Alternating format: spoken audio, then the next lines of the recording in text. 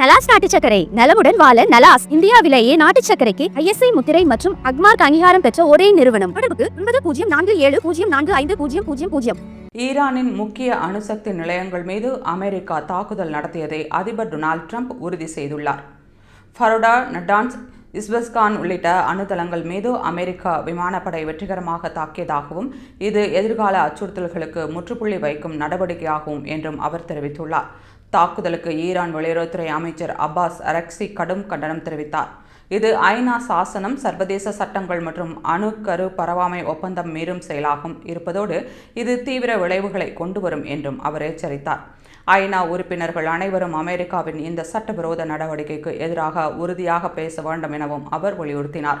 ஈரானின் இறையாண்மை மற்றும் மக்களை பாதுகாக்க சட்டப்பூர்வமான பதில் நடவடிக்கை எடுக்கப்படும் என்றும் கூறினார். தாக்குதல் பற்றி ட்ரம்ப் கூறுகையில், மத்திய கிழக்கில் ஈரான் அமைதிக்கான உடன்பாட்டை ஏற்க வேண்டும், இல்லையெனில் அடுத்த முறை அதிக வலிமையான தாக்குதலை சந்திக்க நேரிடும். கடந்த 40 ஆண்டுகளாக ஈரான் பயங்கரவாதத்தை ஊக்குவித்து வந்துள்ளது.